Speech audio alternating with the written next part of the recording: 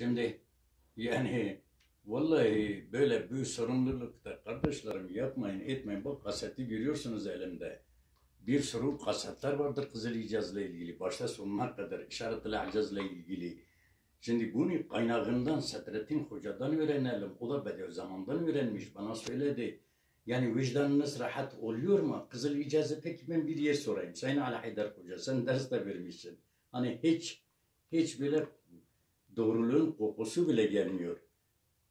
Liyehnike eyyühen nazimu el katuful cevadul lezi la yusbilul hazze. Eğer sen onun teşbihini, istiaresini, orada kinayetini bilirsen, böyle o zaman neyi kastediyor? Sen Kızıl İcaz'ı başta sonuna kadar biliyorsun. Sen sadece mentor kitapları, bazı kaydeleri, kıyas-ı istisnaiyeyi diyorsun İsa Hoca'yı da getirip de böyle o zamanın üslubi bilmeden bunları bilmek mümkün değildir.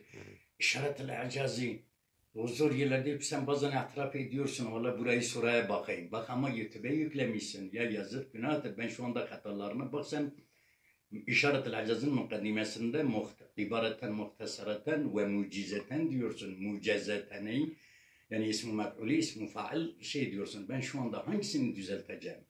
Yapmayın, etmeyin. Bak bir sorumluluktur. Ben o rektöre gönderdim Sayın Badili'nin o 13 sayfa şeylerini, 13 yaprak hatta hepsini kitabın ortasına kadar eğer kitabın hepsine kadar yanlışlıkları etsem 30 sayfayı bulur daha fazla. Bunları düzeltmeden mümkün değildir. İşaret-i İcaz'ı bile yüklüyorsunuz. İbareleri hep ismi faal yerinde, ismi mef'uldür, ismi mef'ul yerinde, ismi faaldir. Lazimi yerinde müteaddi diyorsun. Ben şu anda lafız şu birinci kasette ne kadar yanlışlık yaptığınızı uğraşamam. Şimdi Musa Kazım'la görüşeceğim. Eğer kabul ederse biz bunları ikinci tebaata o Araplarını düzeltsek o zaman hepiniz yararlanırsınız.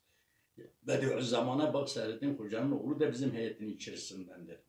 Yani Lecnetu İnkazi İşaret-i İcaz min eydil muharrifine vel mukarribine böyle bir heyet kurmuşuz. Tahrip edenlerin elinde İşaret-i İcaz'ı kurtarmak Kızıl İcaz hala İşaret-i İcaz'dan daha zordur. Yani bunları profesöre itiraz yaparken ben bunları uzun uzadıya söyledim. Şimdi hakka teslim olmak lazım. Bu Bediüzzaman'ın en yadigar kitaplarını bozmayın.